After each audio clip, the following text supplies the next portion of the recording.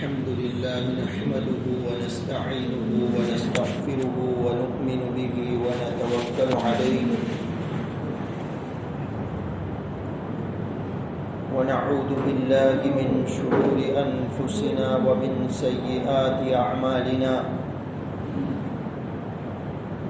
ونعوذ بالله من شرور أنفسنا ومن سيئات أعمالنا ونعوذ بالله من شرور أنفسنا ومن سيئات أعمالنا من يهد الله فلا مضل له ومن يضلله فلا هادي له ونشهد أن لا إله إلا الله وحده لا شريك له ونشهد أن سيدنا ومولانا محمدا عبده ورسوله الذي أرسل بالحق بشيرا ونذيرا وداعيا إلى الله بإذنه وسراجا منيرا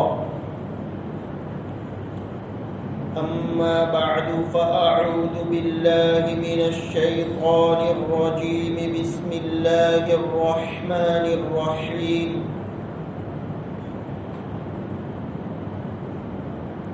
يا أيها الذين آمنوا قوا أنفسكم وأهليكم نارا وقودها الناس والحجارة عليها ملائكة غلاد شداد لا يعصون الله ما أمرهم ويفعلون ما يؤمرون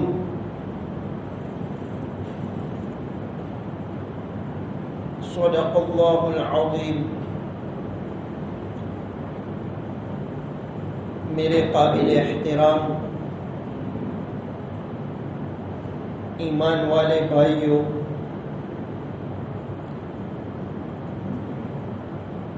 رب العالمین نے مجھے اور آپ کو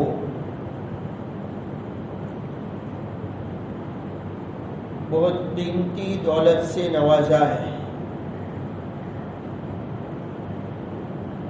وہ ایمان کی دولت ہے۔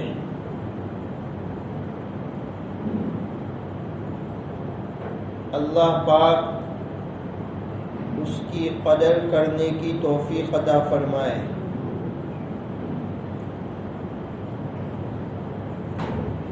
ہمیں یہ فکر کرنی چاہیے کہ ہم بھی ایمان پر زندہ رہیں، ایمان پر ہماری موت آئے اور ہماری نسلیں بھی ایمان پر زندہ رہیں اور ان کی موت بھی ایمان اور اسلام پر آئے۔ انبیاء کرام علیہم الصلاۃ والسلام کی یہ فکر تھی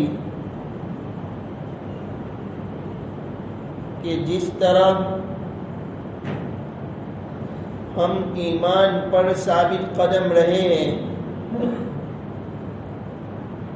اس طرح ہماری نسلیں بھی ایمان پر زندہ رہے۔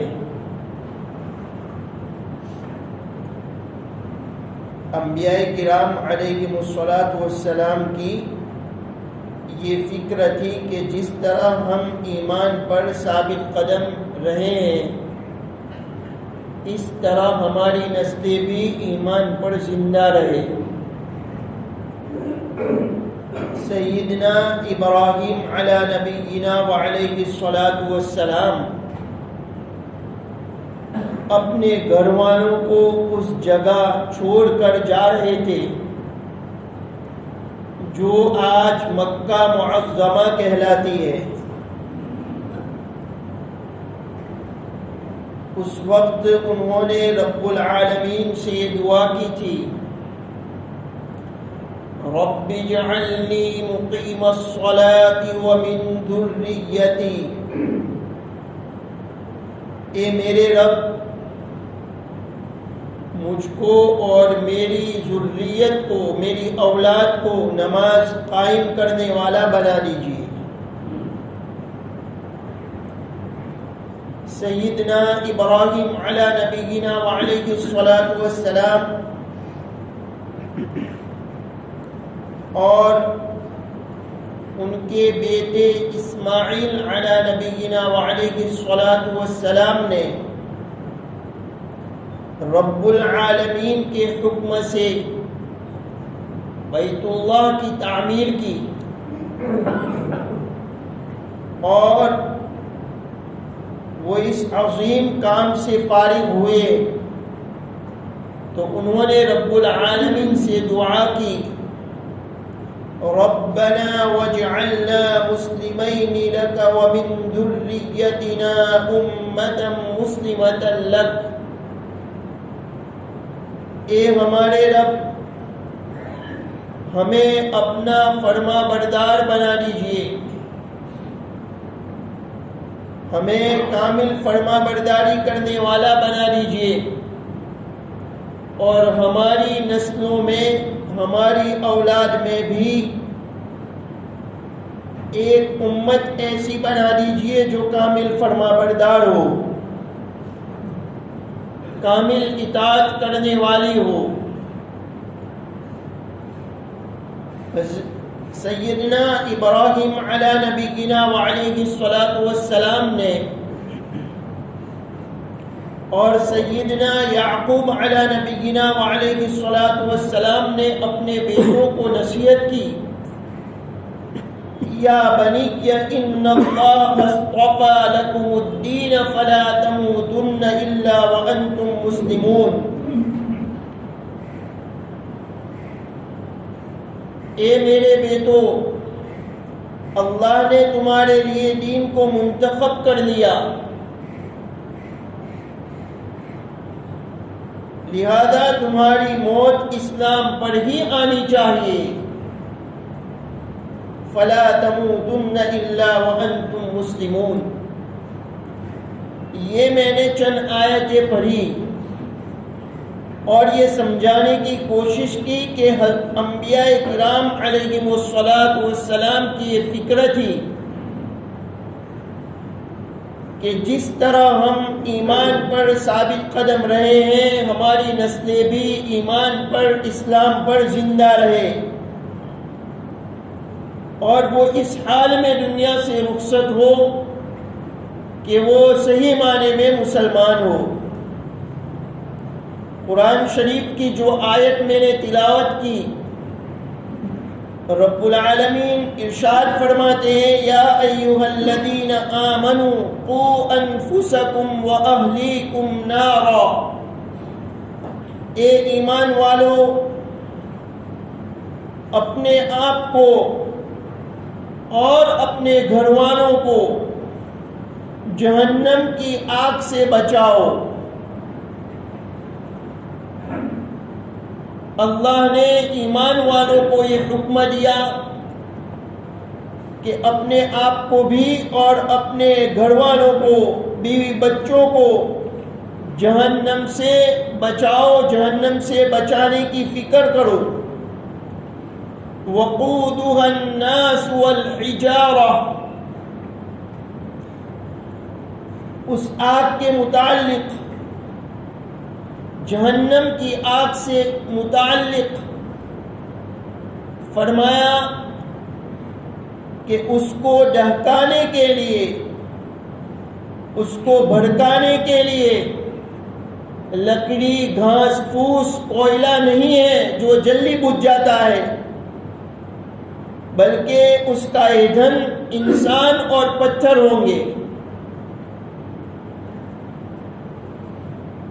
اس کی تپش کا اندازہ نہیں لگایا جا سکتا۔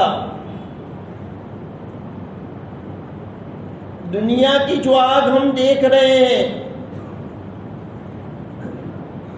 وہ دوزخ کی آگ کے 70 حصوں میں سے ایک حصہ ہے۔ دنیا کی آگ جو ہمیں نظر آ رہی ہے وہ جہنم کی آگ کے 70 حصوں میں سے ایک حصہ ہے۔ آدمی 70 حصوں میں سے ایک حصہ برداشت نہیں کر سکتا ہے، اس کا متحمل نہیں ہے، اس کا تحمل نہیں کر پاتا ہے، تو 70 گنا زیادہ آگ کا تحمل کیسے کر پائے گا؟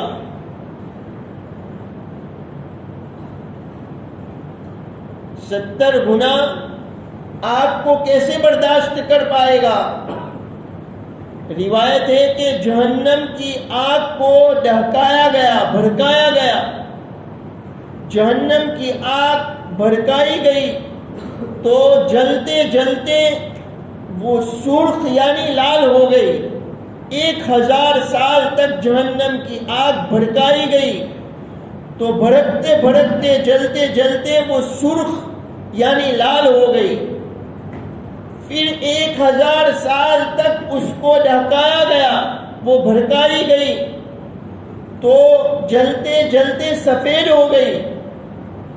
پھر 1000 سال تک وہ دہکائی گئی، بھڑکائی گئی تو جلتے جلتے سیاہ یعنی کالی ہو گئی،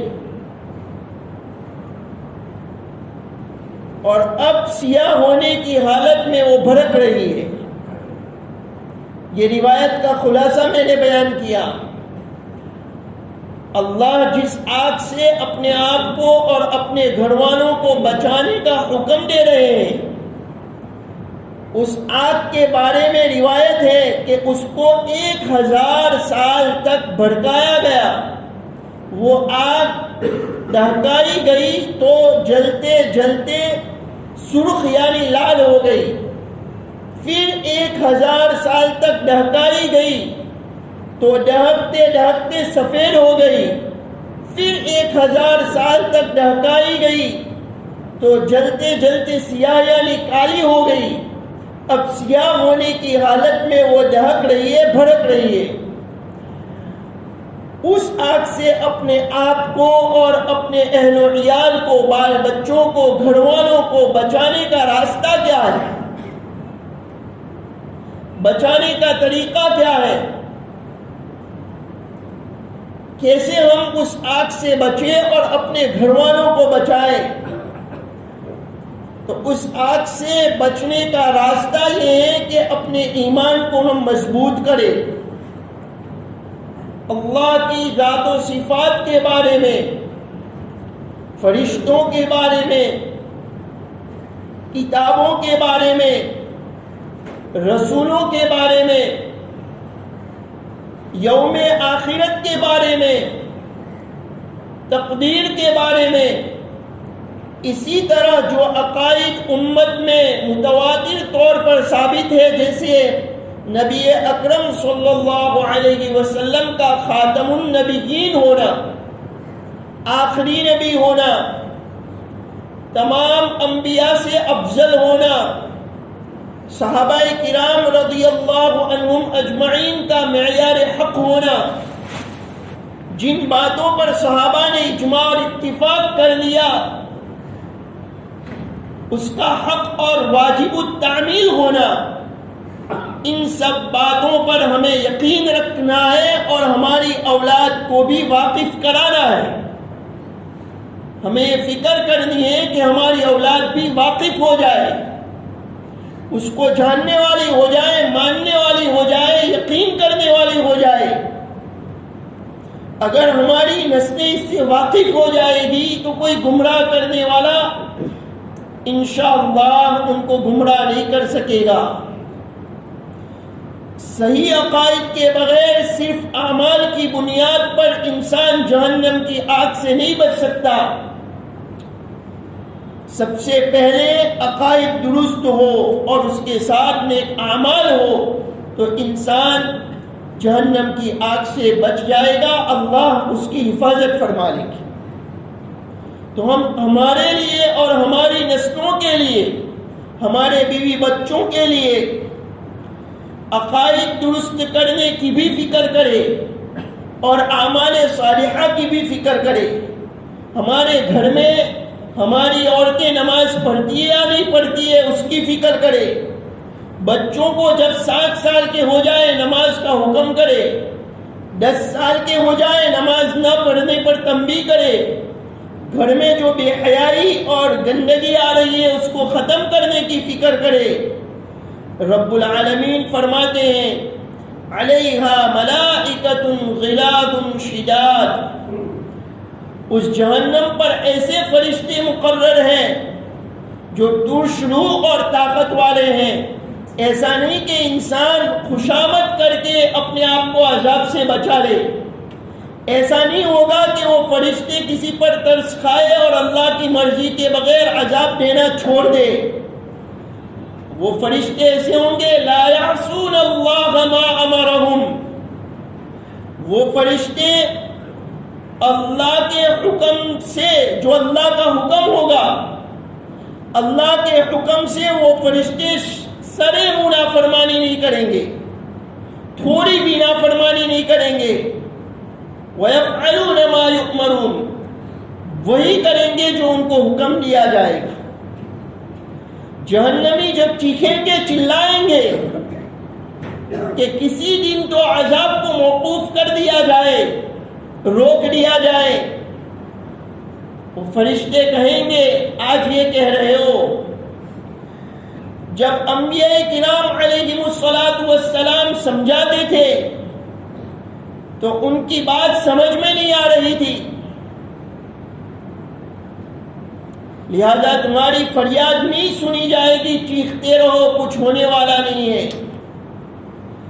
لہذا اس آگ سے بچنے کے لیے میرے عزیزوں آج ہی ہمیں انتظام اور تدبیر کرنی چاہیے۔ ایسا نہیں ہے کہ وہاں پر ہم کچھ انتظام کر لیں گے، آج ہی تدبیر کرنی چاہیے۔ اس کا راستہ یہی ہے کہ ایمان مضبوط کرنے کی فکر کرے، اعمال صالحہ کی فکر کرے، گناہ سے بچنے کی فکر کرے۔ اللہ تبارک و تعالی نے دنیا کو باقی رکھنے کے لیے، دنیا کی آبادی کو باقی رکھنے کے لیے 2 صنفیں بنائی ہیں، ایک مرد ایک عورت، دونوں کی ساخت اور بناوٹ الگ الگ ہے، ان کی صفات، کیفیات اور طبعی عادت بھی الگ الگ ہے، اس میں فرق ہے۔ لہذا دونوں کی ذمہ داریاں بھی الگ الگ ہیں۔ مرد کی ذمہ داری یہ ہے کہ وہ باہر کا کام کرے اور گھر کی نگرانی بھی رکھے، عورت کی ذمہ داری یہ ہے کہ گھر کے ماحول پر اپنی توجہ کو مرکوز رکھے، گھر کے ماحول پر توجہ دے، اولاد کی تربیت کرے، یہ عورت کی ذمہ داری ہے۔ یہ فرق دنیا کے اعتبار سے ہے، لیکن موت کے بعد جو زندگی شروع ہوگی اس میں راحت، اس میں عافیت، اس میں سکون، اس میں کامیابی اس بنیاد پر نہیں ہے کہ کون مرد ہے کون عورت ہے، کون کمزور ہے کون قوی ہے، کون خوبصورت ہے کون بدصورت ہے، بلکہ اس زندگی میں کامیاب ہونے کے لیے معیار یہ ہے کہ انسان ایمان لے آئے، نیک عمل کرے اور تقوی والی زندگی گزارے۔ موت کے بعد جو زندگی شروع ہونے والی ہے اس میں راحت چاہیے، عافیت چاہیے، کامیابی چاہیے، تو اس کے لیے معیار یہ ہے کہ انسان صحیح معنی میں مومن بن جائے، نیک عمل کرنے والا بن جائے، تقوی والا بن جائے، گناہ سے بچنے والا بن جائے۔ اللہ پاک فرماتے ہیں، قرآن شریف کی آیت ہے، من عمل صالحا من ذکر او انثى وهو مؤمن فلنحيينه حياة طيبة ولنجزينهم اجرهم باحسن ما كانوا يعملون۔ جو شخص چاہے مرد ہو یا عورت ایمان کی حالت میں نیک عمل کرے، جو شخص چاہے مرد ہو یا عورت ایمان کی حالت میں نیک عمل کرے گا تو ہم آخرت میں اس کو بہترین زندگی دیں گے اور ان کے اچھے اعمال کا پورا پورا بدلہ دیں گے۔ اللہ کا وعدہ ہے کہ جو شخص چاہے مرد ہو یا عورت، وہ ایمان کی حالت میں اعمال صالحہ کرے، نیک عمل کرے، تو ہم آخرت میں بہترین زندگی عطا کریں گے اور ان کے اچھے اعمال کا پورا پورا بدلہ دیں گے۔ دوسری جگہ پر ارشاد ہے ان اکرمکم عند اللہ اتقاکم، تم میں سب سے زیادہ عزت کے لائق وہ ہے جو اللہ سے زیادہ ڈرنے والا ہو۔ عزت کے لائق تم میں سب سے زیادہ وہ ہے جو زیادہ اللہ سے ڈرنے والا ہو۔ تو میرے عزیزوں، میرے بزرگوں، میرے قابل احترام ایمان والے بھائیوں، ہم اپنی بھی فکر کریں، اپنی اولاد کی بھی فکر کریں۔ اولاد میں چاہے وہ بیٹے ہو یا بیٹیاں ہو، ان کے ایمان کی فکر کریں، وہ اللہ کا صحیح معنی میں بندہ بن جائے، صحیح معنی میں اللہ کی بندی بن جائے، اس کی فکر کرے۔ گھروں میں تعلیم کا سلسلہ جاری کرے۔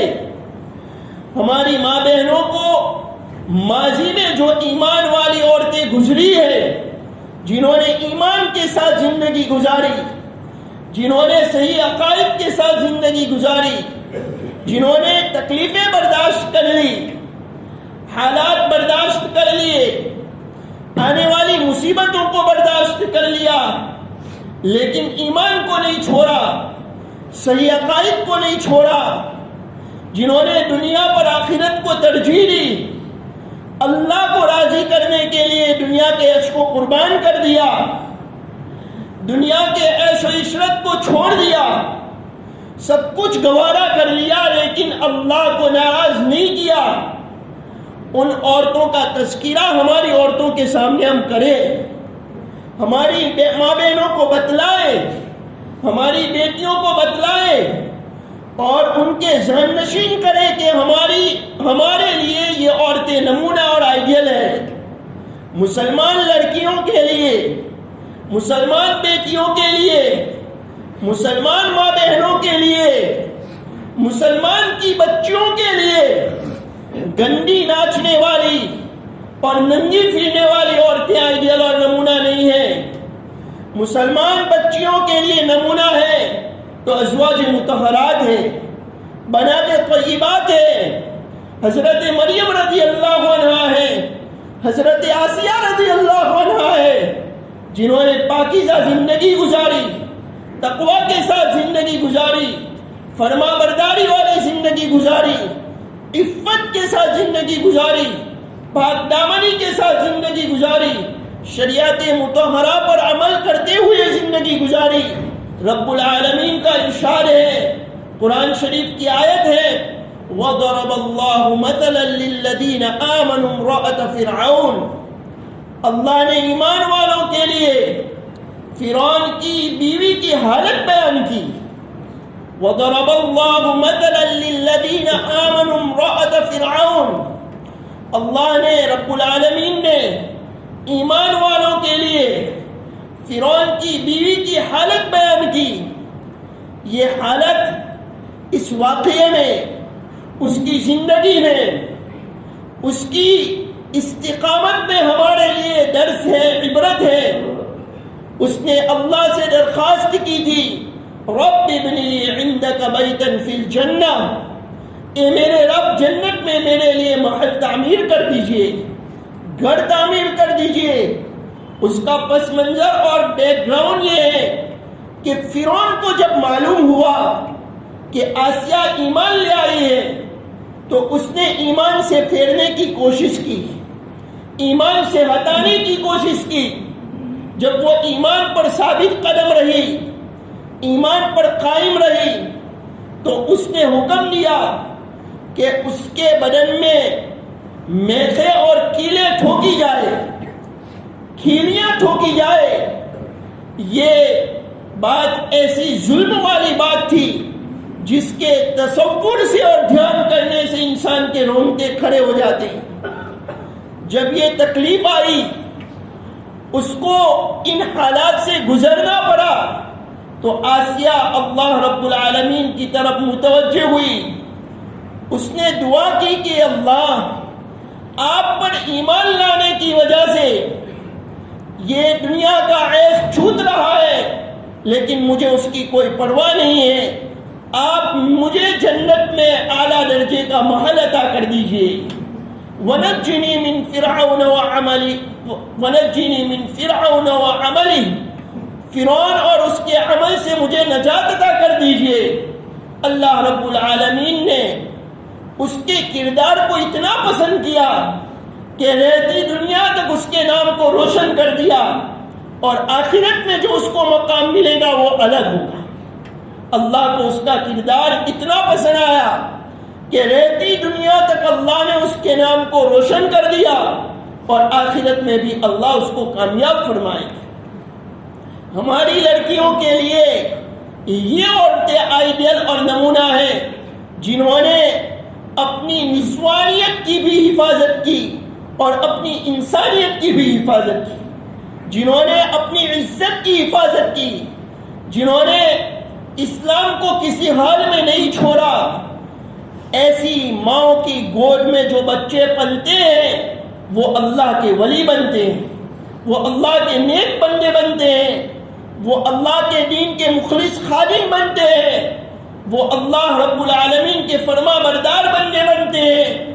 یہ ہمیں ہماری بیٹیوں کو سنانا ہے، ہماری بہنوں کو سنانا ہے، ہماری ماؤں کو سنانا ہے کہ ہمارے لیے یہ آئیڈیل ہے. اگر ہم بھی مکمل فرما بردار بن جائیں گے، گھر میں رہنے والی بن جائیں گے، ہم بھی پاک دامنی اور عفت اختیار کریں گے اور اللہ کو راضی کرنے کی فکر کریں گے، اللہ کی نافرمانی نہیں کریں گے، نماز کی پابندی کریں گے، ذکر اللہ کی پابندی کریں گے، تہجد کی پابندی کریں گے، تو ہماری ماں بہنوں کو یہ سمجھائے کہ تمہاری گود میں پلنے والی اولاد بھی اللہ کی ولی بنے گی، اللہ کے نیک بندے بنیں گے، دین کے مخلص اور کامیاب خادم بنیں گے.